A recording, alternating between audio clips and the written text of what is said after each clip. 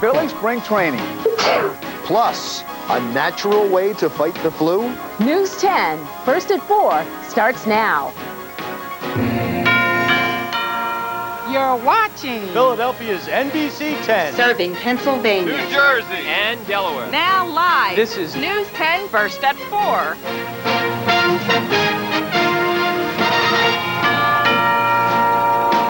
The New Jersey teen accused of killing Eddie Werner while he was selling candy door to door will be tried as an adult. The ruling came on the same day prosecutors revealed Sam Manzi took a picture of the young victim. Good afternoon, I'm Larry Menti. And I'm Renee Chenault. Our top story on News 10 first at 4. Disturbing new revelations today about evidence in the Eddie Werner murder case. The prosecution revealed there's a picture of the dead boy. News 10's Christine Perez explains the disclosure came on the same day as a key ruling. For the first time, 15-year-old Sam Manzi's name is being mentioned on official court document. That's because he will be tried as an adult in the murder of 11-year-old Eddie Werner.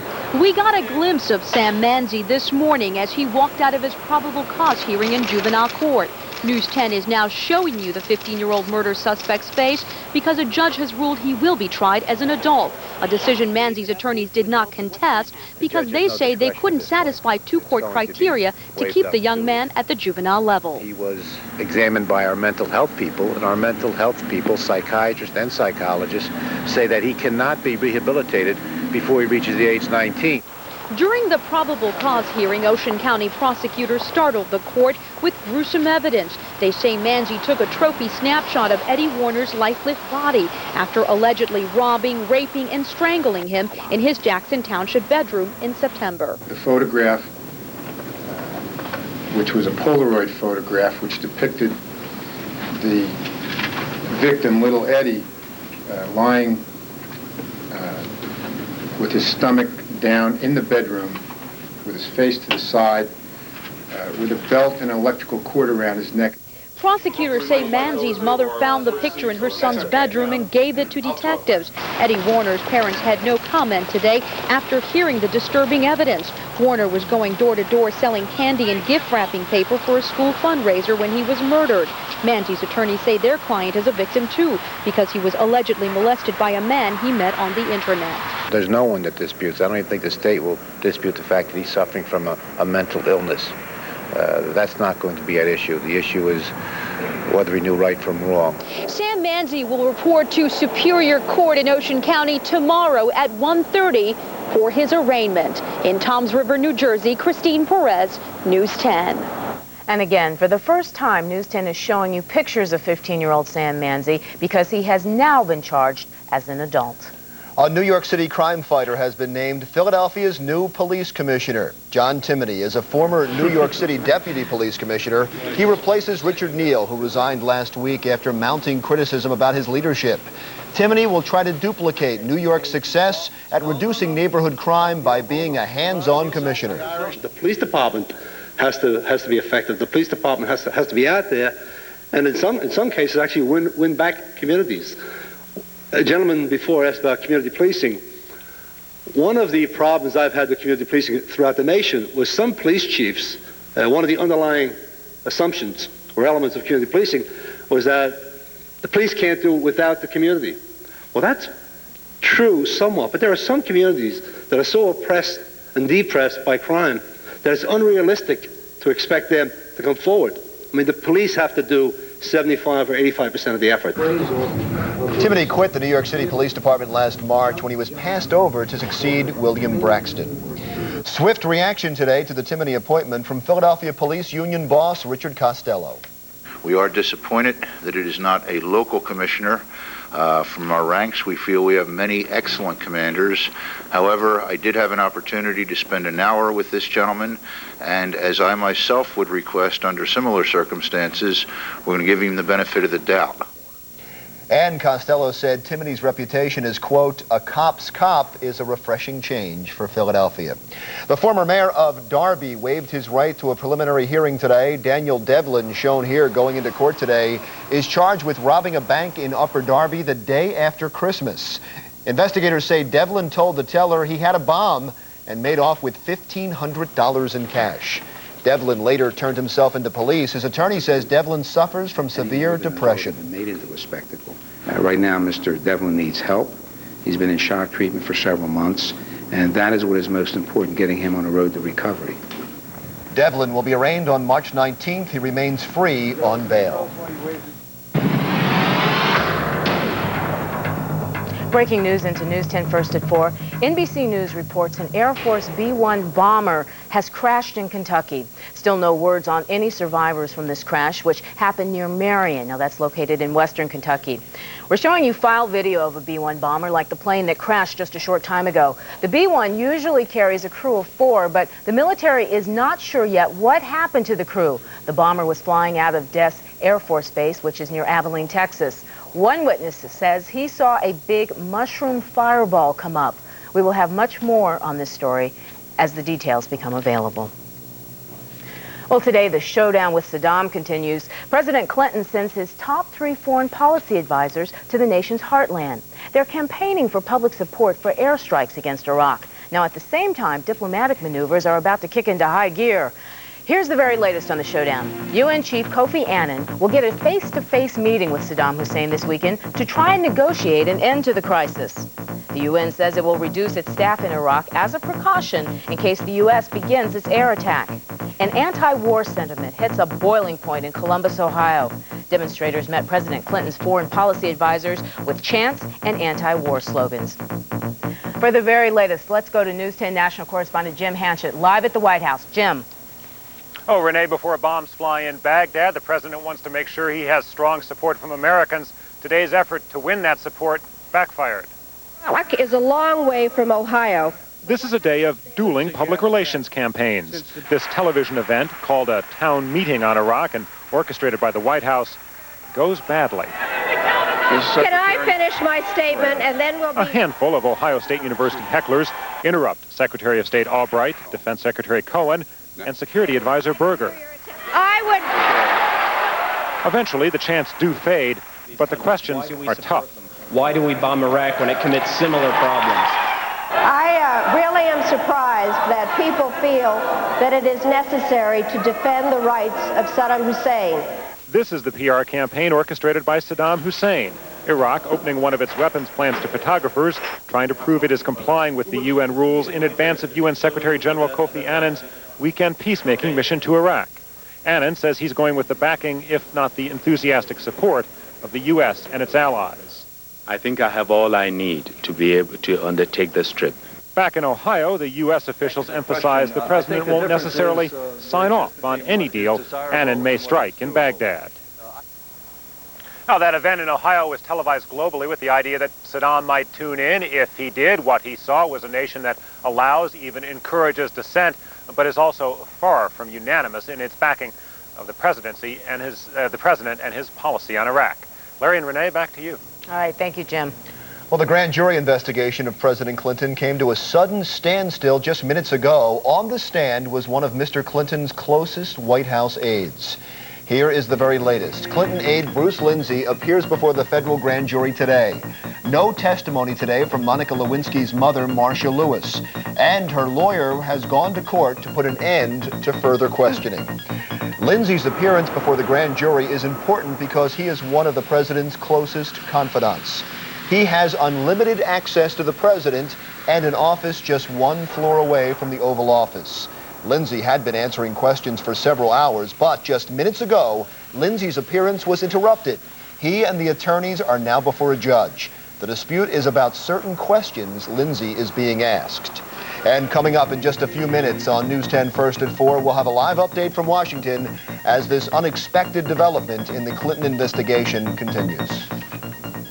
Right now, we're going to check area traffic as the afternoon rush gets underway. Mark Davies is live in the News 10 Metro Traffic Center. Hey, Mark. Hey, Larry. Renee. Well, doing fairly well on the major roads, despite the fact that it's pretty soupy out here. Let's take a look at Schuylkill Expressway by about City Avenue. What you can see there, 76, right near City Avenue, a little westbound slowing as you get out to 202 and eastbound of Montgomery. Really not too bad. 34th and Girard.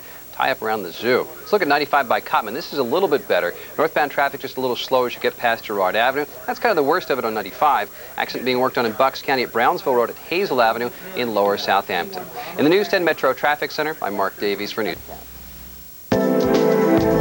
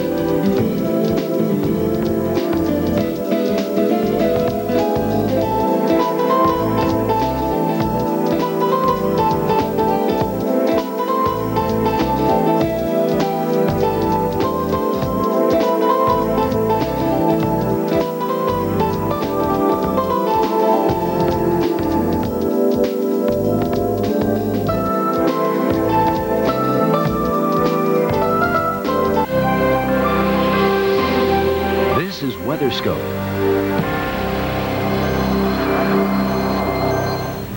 Another storm is supposed to deliver a punch to the Pacific, socking the area with soaking rains and high winds. It's also bringing the threat of more flooding, mudslides, and rock slides. Good afternoon and welcome to WeatherScope. I'm Bob Stokes. And I'm Mike Bono. From the northern plains to New England, a sprawling storm is spreading precipitation, causing some travel trouble spots.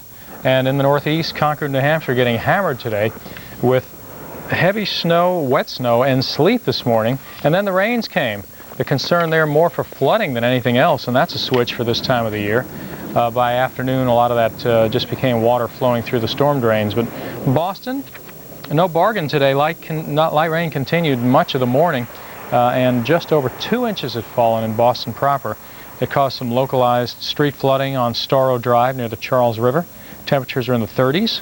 Wind chill, it feels like it's in the teens, but of course it can't be doing any freeze-up because the actual temperatures are above freezing. Kind of interesting with that wind chill, because wind chill is set up to calculate the freezing effect on your skin. So even though the wind chill might be 18, if the actual temperature is in the upper 30s, you're not going to get frostbite, but it feels like you can. Well, we have some snow still falling in parts of Maine, and right on the coastline it's been mixed. We've had rain around the Portland area, especially in the islands, the offshore islands, where the winds have been gusting up to 55 to 60 miles an hour at Matinicus Rock almost steadily. We had a gust that high down at Buzzard Bay around Cape Cod earlier in the morning. Our warm front not making much of headway. We see that front looping off toward Detroit and on into Cleveland, and there's a lot of rain around that area. But with the high to the north and the low and front and a trough to the south, the squeeze play is on pressure-wise, and so are your gale warnings. So pretty rough for the offshore coastal waters, the fishermen, and some of the ferry traffic that goes back and forth, and the driving with the winds onshore and some snow and water on the roads. It's kind of rough. Look at the fetch. Look at the expanse of this low-pressure system in the upper levels of the atmosphere. The actual cold low, and the lows in the upper atmosphere usually are on the cold side, based back around Lake Erie, where you have had some localized flooding because of that northeast wind sloshing the water toward Toledo, Ohio. But the tropical air is way out to the east over the Atlantic Ocean, getting pushed further. This is the same tropical air that gave you severe weather in Florida and much of the south around Atlanta yesterday and came on to the north. We can zoom on in and show you rain remaining over Niagara Falls and Buffalo. Not a bad rain for the drive home from work. But Pittsburgh, it's raining pretty hard back toward Cleveland and Akron and Youngstown. So hydroplaning, windshield wipers get a workout. Pay attention. Not too much left in most of Massachusetts and Connecticut, although a shower in Providence. We did have hail up to the size of 3/4 of an inch to an inch near Philadelphia earlier in the day. And some of that rain in the offshore islands mixing with sleet and then eventually snow in Maine. And looks like a good chunk of Maine will remain as snow now, especially north of the Maine Turnpike, I-95 and Holton. Hardly getting any precipitation, but you folks have already about 4 feet of snow on the ground. Some of that snow melting where the rain fell in southern Maine and New Hampshire. We had up to 7 inches of snow in Berlin, New Hampshire overnight, as western New York again gets just light rain. Back into Ohio, Columbus and Dayton along I-70, kind of a slick go for you, but no snow. Ditto that for West Virginia, although some of the high ridges could get snow before it's all over in West Virginia. But the travel trouble spot, anywhere from that mixture up to snow in northern Maine and New Hampshire. So 93, ski 93 as I like to call it, getting a little snowy, as our clouds really give you a gloomy day in Nashville and Atlanta, and the rain turns to snow, but just a nuisance sort of a snow on up into North Dakota. Now our southern area is pretty good shape unless you get out to Texas, and there you see the rain looping through West Texas as temperatures are pretty warm in the south. Here's Bob. Well, thanks a lot, Mike. It's been raining in Seattle, and that rain's going to move southward into the San Francisco Bay Area tonight going into tomorrow. So another punch for the Pacific. Let's take a look at our current map. We see it moving into the Pacific Northwestern coast. It's been raining for a good chunk of the day in the greater Seattle area, getting into Bellevue, and the rain already moving toward the south, while the winds at the surface blowing in from the south, and we've seen a 76-mile-per-hour gust at Cape Blanco along the Oregon coast. Now, these winds will be tapering off, say between 10 p.m. and midnight tonight Pacific time, after the front has a chance to pass, and we're going to see some significant snows in the Siskiyous. Now, speaking of snow, we've been seeing some snows in the south central part of Colorado, getting into Herfano County, where some 7 inches has fallen. Snow advisory still in effect there. This low is going to tap into some Gulf moisture as it moves toward the east. We're seeing some wet weather in the western part of Texas, and it's been one storm system after another. As the energy comes on in, you can see it on our Pacific map. There's the wet weather, and as this system rotates around, there's going to be an upper level wave that moves into Oregon, and so as it does so, tomorrow we're going to see the rains increasing, especially in the morning hours. As you drive across the Golden Gate Bridge, it's going to be a mess in San Francisco. There's the wet weather coming in. You can see it affecting Portland. The Doll's getting some wet weather right now, on up to Everett, Washington, again Bellevue down to Olympia, and that's affecting I-5 as you travel along that major interstate. Yes, some snow, some light snow have been coming down in Colorado Springs, getting down in Pueblo County. Aspen, Colorado, looking at snow right now, so good news for the skiers. And Las Vegas